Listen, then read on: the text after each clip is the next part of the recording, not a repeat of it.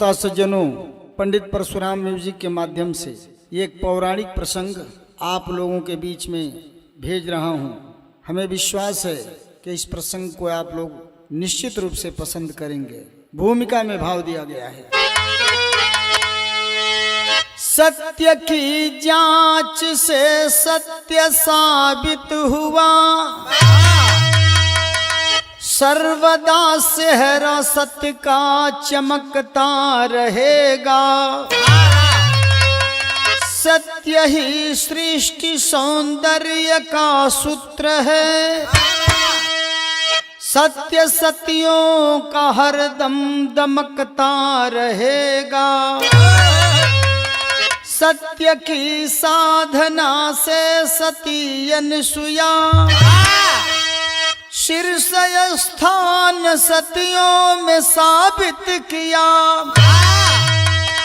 हे परशु शिव प्रिया, लक्ष्मी सरस्वती, द्वेष तीनों के दिल को आशंकित किया।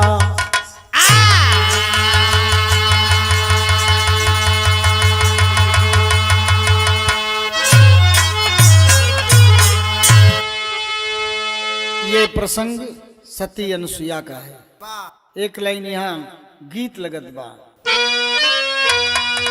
वो है गीत बा जौना के बड़ा प्रेम से पचरा के रूप में माता बहन लोग आवेली। का कि जो हम जन तो यही है बिरतिया, यदि हम जनती यही है बिरतिया, अंगना घर लिपवैती हो। चंदन काठ के बनल पिढ़ैया, चंदन काठ के बनल पिढ़ैया, ऊपर हम बैठती हो।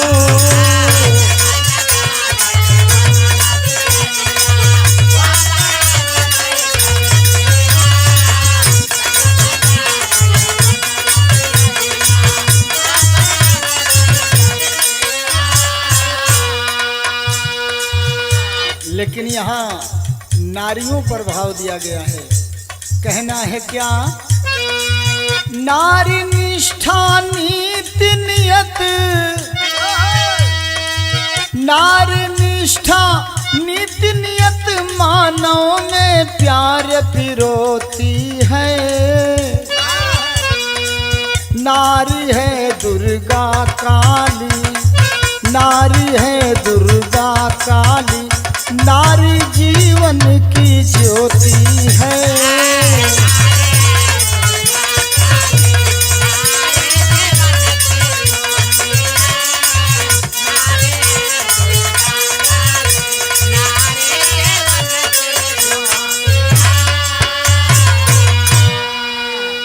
शेर में भाव दिया गया है। लार लर लार लर लार लार लार ला, लर लार लार लार लार लार ला।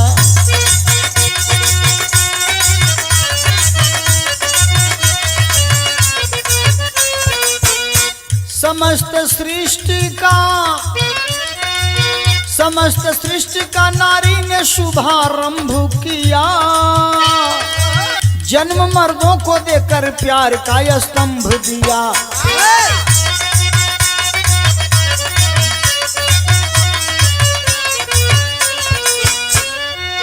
मगर नारी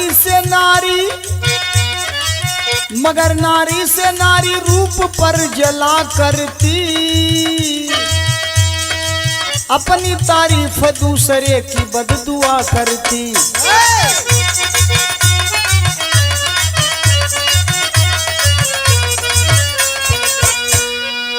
सती अनसुईया के सतीत्व की तारीफ हुई। सरस्वती उमा रमा को बड़ी रीस हुई।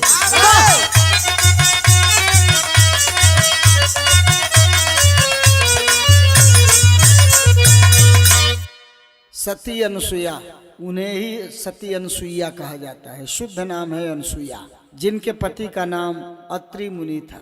अत्रि मुनि और सती अनसुईया की तारीफ देवलोक में हो रही है, लेकिन मोहे न नारी नारी के रूपा, एक औरत दूसरी औरत की तारीफ अपने सामने पसंद नहीं करती है। सरस्वती, लक्ष्मी और पार्वती यानी ब्रह्मा विष्णु शंकर तीनों जने का देवी लोग ये लोगन के बड़ा जोन बटे कष्ट हो रहा बा कि बताव हम हनु से अब बढ़िया सती अनसुईया हो गई। ये लोगन के दिल में द्वेष पैदा भइल, रीस पैदा भइल। कौना बात के लेके रीस पैदा भइल के मृत्यु लोक की नारी चर्चा देवलोक में होती है। अरे नारी है दुर्गा काली, नारी है दुर्गा काली, नारी जीवन की ज्योति है।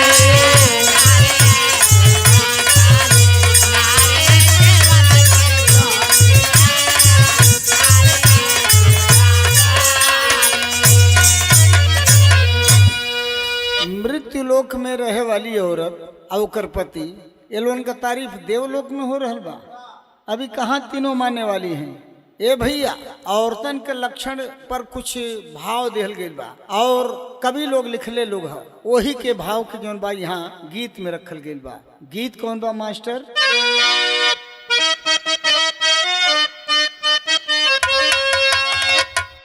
कि हाथ में मेहंदी मांग से नूर, हाँ हाथ में मेहंदी मांग से नूर, बर्बाद खजरवा हो गई। बाबा बाबा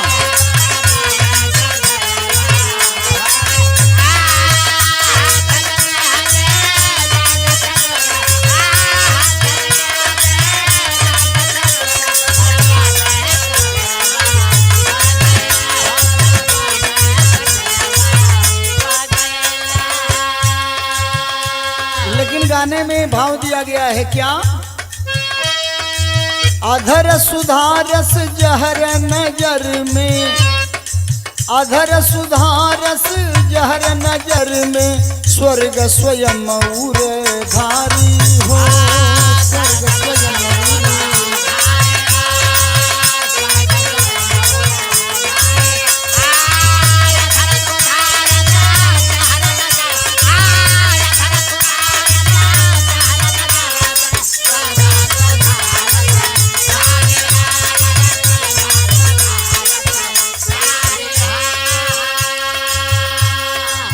अधर सुधारस जहर नजर में, स्वर्ग स्वयं उर्धारी हो।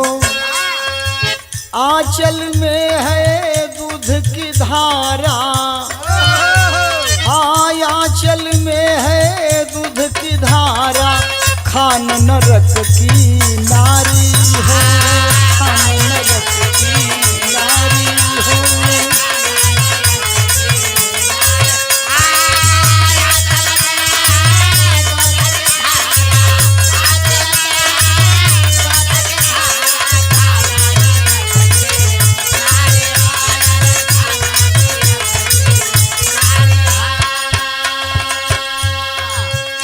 तीनों देवी लोग जिद कर दहलीन अपने अपने पति से।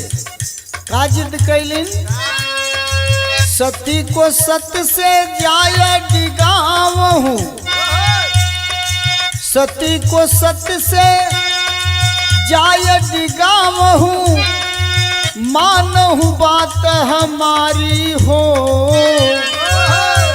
अरे लेहूं परीक्षा ये परीक्षा, कहे लेहूं परीक्षा ये भाई इच्छा, अनसुईया के द्वारी हो।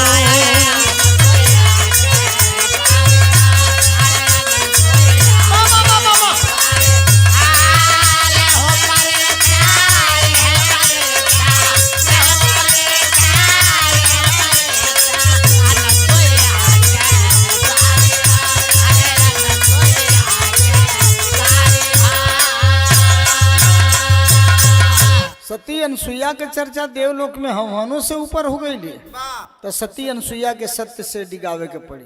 आ ना अगर करबा लोगन तो फिर हम हने से बात करिहा और रिहा अब तक तीनों जनी अपने अपने मन से धू से एकदम नाराज। तीनों जने कहना कि ठीक बा, जब तू लोगन के यह मनसा बा तो भाई परीक्षा ले जाए, सत्य से डिगावल जाए, नतीजा का निकल तनी सा बढ़ा कि गेरुआ बसन तना धार के पधार चले, अत्रि मुनि के अइले द्वार तीनों जोगिया। जय जयकार मनौलन अत्रि मुनि के कुटिया पर आकर के, और जब कुटिया पर आकर के जय जयकार मनौलन वो समय अत्रि मुनि का पत्नी अनसुईया जी कैलीन हका कि आसन बिछाई सती कुश की चटाई लाके, अब बैठ के करेलन जय जयकार तीनों जोगिया। ले आके कुश का चटाई बिछा देलिन, बैठल जाए महाराज। तब तक से हम जलपान वगैरह लेके आवत हैं, जयकार मनावत हुन। लेकिन जब जलपान के बाद सती अनसुईया कहली कि जलपान लेवत हैं करावे बदे, तीनों साधु लोग यानी साधु के रूप में वो तीनों त्रिदेव ब्रह्मा विष्णु शंकर तीनों लोग कह पड़लन। का कहलन कि भावे ना भजन मन भूख से बिकल तना, अरे भोजन बदे कैले पुकार तीनों जोगिया। माता जी हमहन के जलपान ना चाहिए, हमहन के सीधे सीधे भोजन मिल जाए तो बढ़िया है। एकदम पेट में चूहा कूदत हुआ, भोजन करा दा। कहनी कि ठीक बा, करी इंतजार थोड़े, करी इंतजार थोड़े, तेरे सरकार आप त रूखा सूखा करी है यार तीनों जोगिया।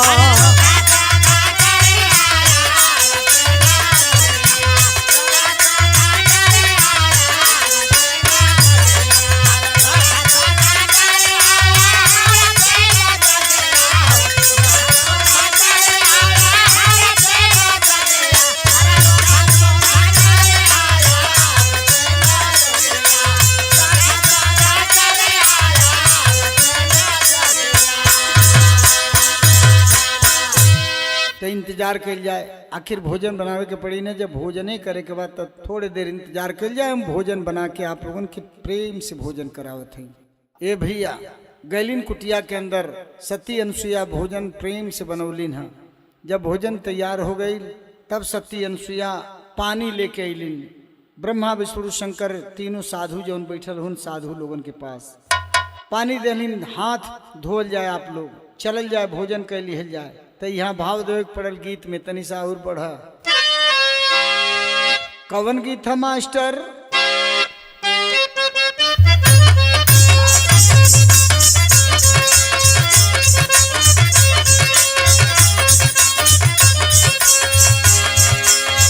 ये भागलपुर साइड में गीत लोग गावेलन, खास करके बम लोग गावेलन, कामरिया बम लोग गावेलन। हमने कामरिया कहिला, वो लोगन कामरिया कहलन। का गावेलन? कांच बांस के कामर भैया, कांच बांस के कामर भैया, लाल रंगल कमरियो रे जान। कांच बांस के कामर भैया, लाल रंगल कमरियो रे जान जान जान। नाही छोड़बू बाबा के पैरियो रे जान जान।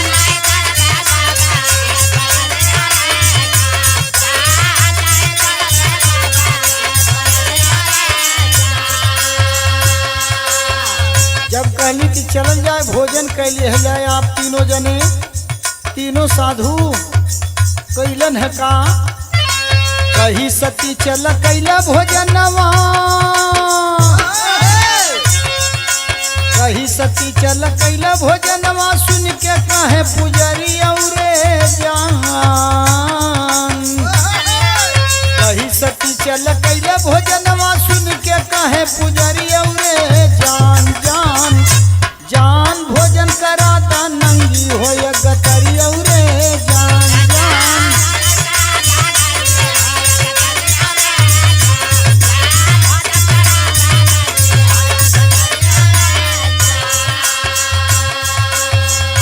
ऐसे हमने भोजन ना कल जाइए, पूरा निर्वस्त्र होके नंगा तन में हमन के सामने भोजन ले आके रखबू, भोजन करेबू तब हमने भोजन कल जाइए। सती का दिमाग काम कर गया। ओ हो लगता है कि मेरे सतीत्व की परीक्षा ली जा रही है। निश्चित रूप से ये कोई परीक्षा लेने वाले हैं जो तपस्वी के रूप में तीनों आए हैं। कई न का सोचे सती होला सत के परीक्षा,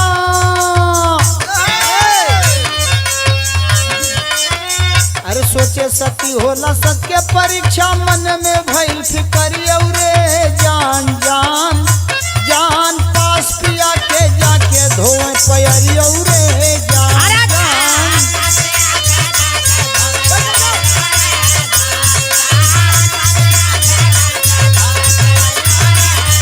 अरे जान पिया के जाके धोए पैरिया रे जान।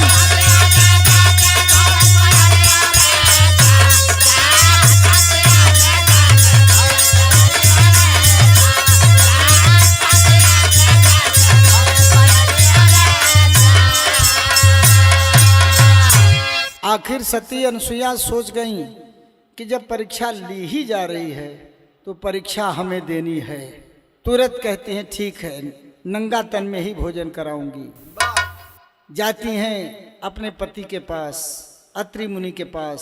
अत्रि मुनि का पैर धोती हैं और जो चरणोदक है, जो पैर धुला हुआ जल था, उस जल को कमंडल में ले लेती हैं। लेकर के कमंडल में वह जल आती हैं कहाँ? तीनों साधुओं के पास। तेरी लगत पा मास्टर कि अब सरिता में सागर आके खो गया। हाँ सरिता में सागर आके खो गया। साधना सत्य समाहित, साधना सत्य समाहित योग तत्व गीता में यर गीता में यर गीता में यर गीता में। भैया चरणोदक लेके अलीन है, चरणोदक लेके अलीन तीनों साधु लोगों के पास आके कैलीन है का एक ठे गीत लगत बा। कौन गीत है? चोली के पीछे, चोली के पीछे नीचे कंचन की गोली बोली बोलेली हो।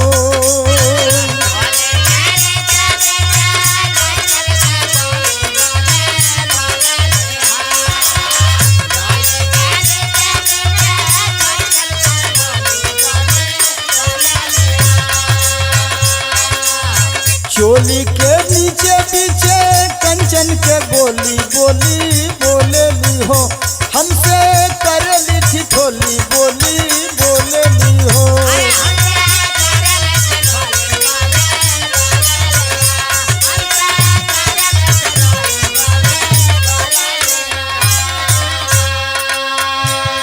सती अनुसुईया जी कैलीन है का लेके चरणों तक छीटा,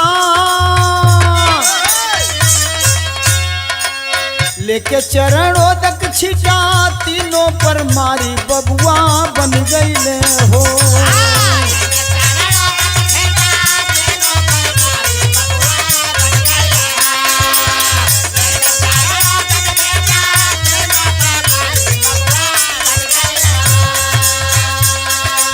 लेके चरणों तक छिटा तीनों पर मारी बबुआ बन गईले हो।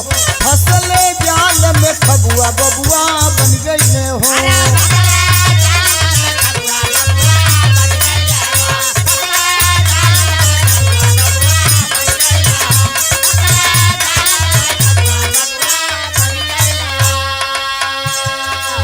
वह अपने पति का चरणोदक मोदक ले आए के जब छीटा मरलीन है पति के स्मरण कह के तीनों ब्रह्मा विष्णु शंकर तीनों एकदम नन्हा रूप बालक रूप धारण कर लेलन।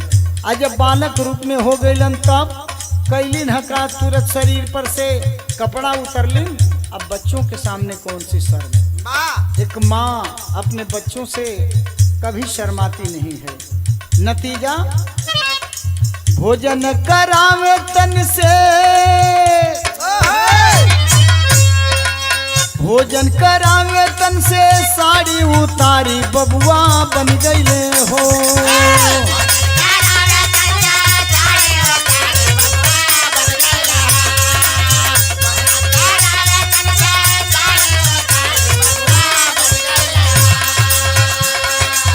भोजन करावे तन से साड़ी उतारी बबुआ बन गईले हो। चाटे पलना पर ढबुआ बबुआ बन गईले हो।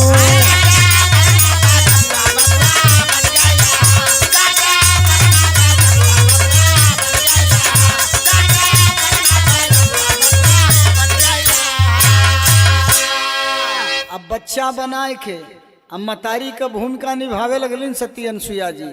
ममता लुटावे लगलिन, गुटुर गुटुर दूध पियावत हैं। इतने नहीं खाना खियावत हैं। तीनों जने के तीन पलना पर लेटा के आ झुलावत हैं दुलरावत हैं। धीरे धीरे समय बीते लगल। आज समय जब बीते लगल तो भइल का कि समय प्रतीक्षा में साजन के, समय प्रतीक्षा में साजन के बीत गई कुछ मास।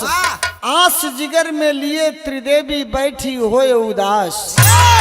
कुछ महीना बीत गए। तीनों जनी परेशान हैं। सरस्वती जी, लक्ष्मी जी, पार्वती जी गईला लोगन परीक्षा लेवे। अब वहीं तक लौट के ना आइलन। मन उदास बा। तीनों जनी एक जगह बैठ के बतियावत हैं कि आखिर का बात भइल कि गईला लोगन तब तक अइलन लोगन ना। तब तक से भइल का नारायण नारायण रटते बीड़ाधर नारद आए। पूछी जब त्रिदेव की देवी सारा रहस्य बतलाए। नारायण नारायण करते हुए नारद जी आते हैं। तीनों देवियों को प्रणाम करते हैं। उदास चेहरा देखते हैं।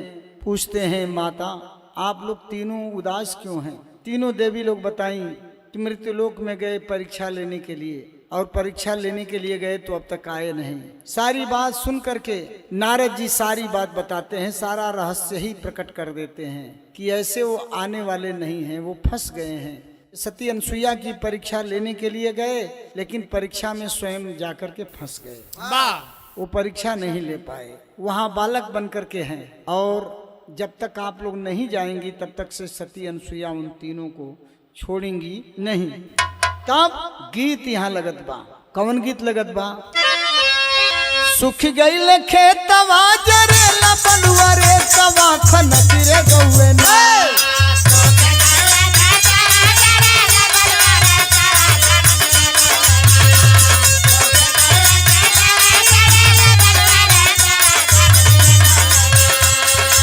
गोरी के हाथे हाथे चूड़िया खन गिरे गौवे ना।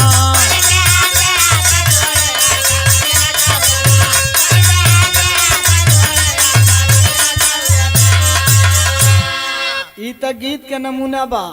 लेकिन तीनों देवी लोग सीधे कहाँ पहुँचलिन कि अनसुईया के द्वारी तीनों देवी जा पुकारी तनी बता द जननी।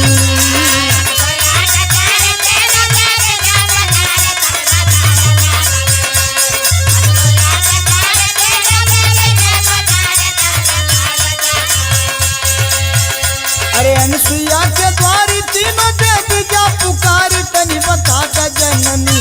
कैसन तीनों ही ललनवा तनी बता द जननी।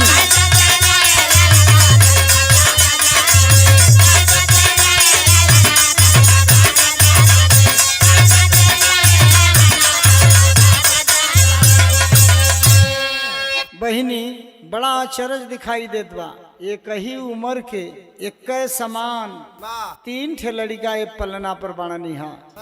दुई ठे रहतन तो इस समझ में आई कि दोनों जोड़ुआ हुन लेकिन तीन ठे बाणन। ऐसे शंका हो रहल बा। ये बतावा कैसन तीनों हुन लड़का। इतने ना और का तीनों जनी कहलिन कि ठिका पर खिलावेलू कि खुद जनमवलू तनी बता द जननी।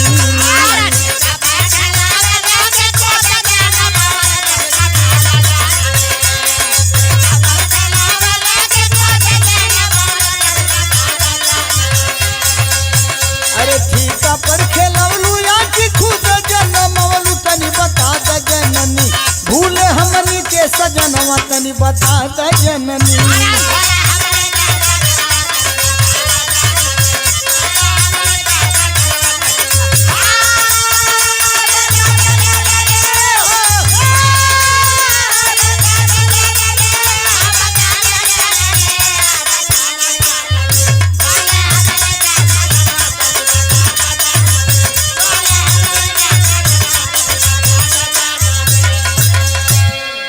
बहिनी बता दा तीनों लड़का कैसन हुआ। टोला पड़ोसा में से केहू उसका ठिक्का लेके जौन बाटे लड़कन के लिए आये हूँ खिलावे खातिर के, या कि खुदे तोहरे शरीर से पैदा हुआ। सती अनसुईया जी कहली न टोला पड़ोसा से मांग के ले ली खिलावे खातिर, आ ना ही तो हमरे तन से पैदा हुआ। तब कैसन हुआ। हमने तीनों जनी परेशान हैं। हमन का पति खो गई बाणन। मृत्यु लोक में हमने घूम घूम के अपने पति के खोजत हैं। तब सती अनसुईया लक्ष्मी पार्वती और सरस्वती तीनों जनी से कहली का कहली बढ़ा। अरे सत्यसेन डिगावे खातिर आइल तीनों जोगिया हो।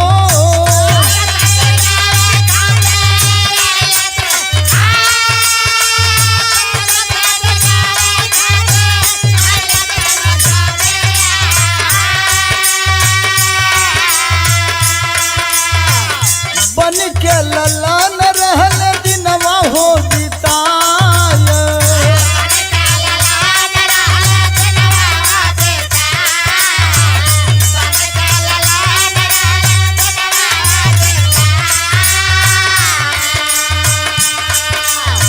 पहली त्रिदेवी हवन हमहन के सजना बहिनी।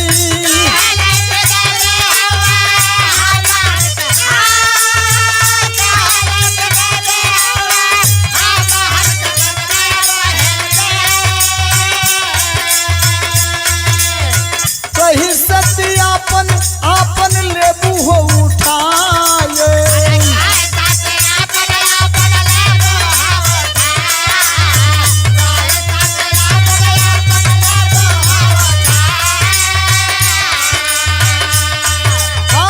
एक एक गदेला तीनों देव जा उठा हो निहली।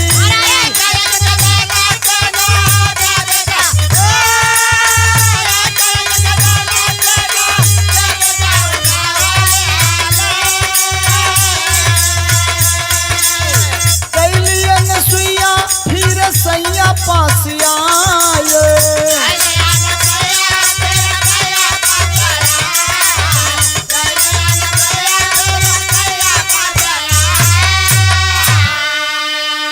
बहनी अगर तू लोगन का पति खो गईल बाणन खोजत हो तो हम का बताई। तीन जने जोगी बन के आई रहलन हमार परीक्षा लेवे खातिर के। हमरे नग्न तन में भोजन परोस के देवे पर ई खाए बदे तैयार रहलन। ये लोगन के शर्त रहल कि जबले हम नग्न तन में हो के भोजन ना कराई तबले भोजन ना करिहन लोगन।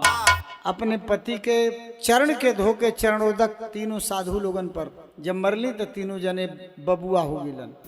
अब वही बबुआ लोगन के पलना पर हम लेटा के खिलावत हैं। अब तो हम महतारी हो गईली। तब कहने की बस बस बस बस बहिनी यह तीनों जने हमहन के पति हों। अनसुईया जी कहली कि तब देरी का करत हो, तू लोग जा उठा ला लो। तीनों जनी एक एक लड़का अपने अपने गोद में उठा लेहलीन। एक बाद सती अनसुईया सीधे अपने पति के पास अत्रि मुनि के पास पहुँचलिन। अत्रि मुनि के पास पहुँच के कैलिन है का अल्लाह बदल्ला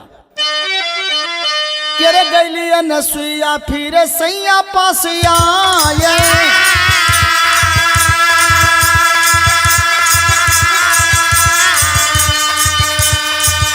अरे लेके चरणों तक फिर छिटा जब मरली।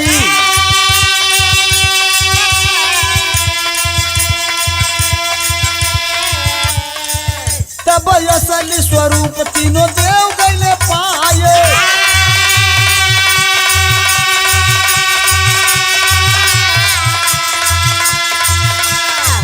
अरे सरस्वती शिवाजी के गोदिया उठवली,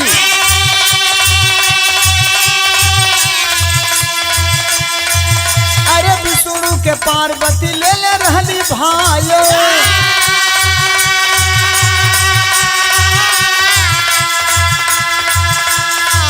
अरे लक्ष्मी उठवले रहली ब्रह्मा बबुआ के,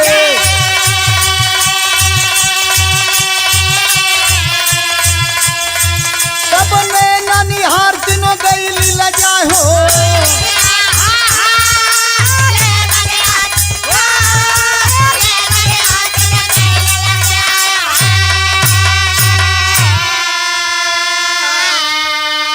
जब उठवली न तीनों जनी एक एक गदेला अपनी अपनी गोद में, सती अनुसुईया अपने पति के पास जाके फिर चरण धोवलीन है। आज चरणोदक ले आके जब तीनों जने पर छीटा मरलीन है, तो जैसे कोरा में ले ले हैं वैसे वैसे जन बाटे तीनों जने असली असली रूप में आगे जन अदल बदल करके उठवले रहनी। विष्णु जी के उठवले रहनी पार्वती जी, पार्वती से विष्णु चपकल हुआ। सरस्वती जी उठवले रहलीन शंकर जी के, शंकर जी सरस्वती से चपकल हुआ। और लक्ष्मी जी उठवले रहनी ब्रह्मा के, ब्रह्मा लक्ष्मी से चपकल हुआ। देख के तीनों जनी बड़ा शर्मिंदा भइलिन, एकदम लाज के मारे नयन नीचे झुक गए। लेकिन जब तीनों देव ब्रह्मा विष्णु शंकर तीनों जने असली रूप में अइलन, तब सती अनुसुईया से कहलन, का कहलन के सत्य के झंडा,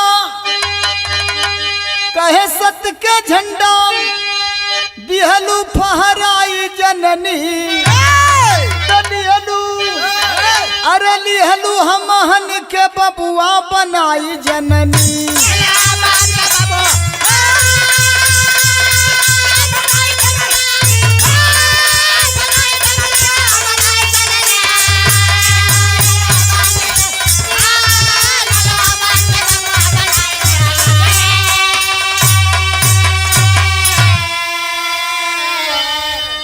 जो चाहा बर मांग हमसे, तीनों कहे पुकार, कहे गर्भ से हमारे जन्म लेके बनित मोर कुमार, दिहती ममता दुलार बरसाई जननी।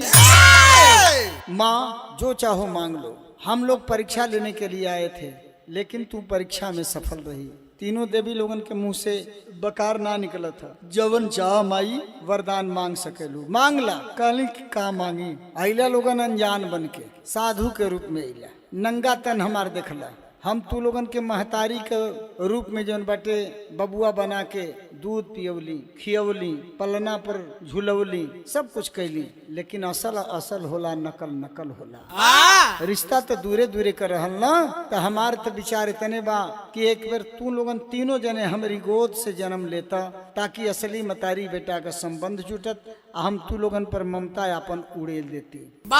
तीनों कहले मस्तु नारी कुछ समय गुजारी, ए मस्तु कह के तीनों जने चल गिलन। कुछ समय गुजरा, कुछ समय के साथ साथ धीरे धीरे भइल का। तीनों कहले मस्तु नारी कुछ समय गुजारी, विष्णु जन्मे दातात्रेय बन चंद्रमा मुखचारी, शिव के दुर्वासा के रूप में गईली पाई जननी।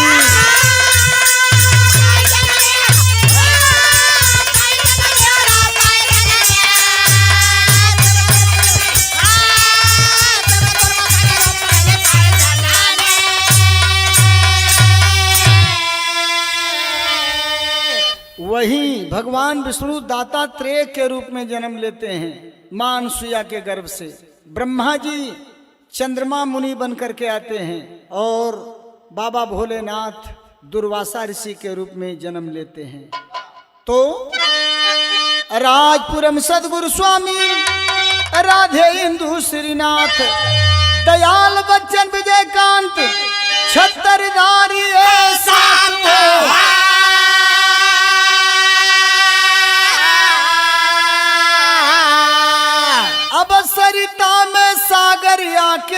गया, हाँ सरिता में सागर आके खो गया।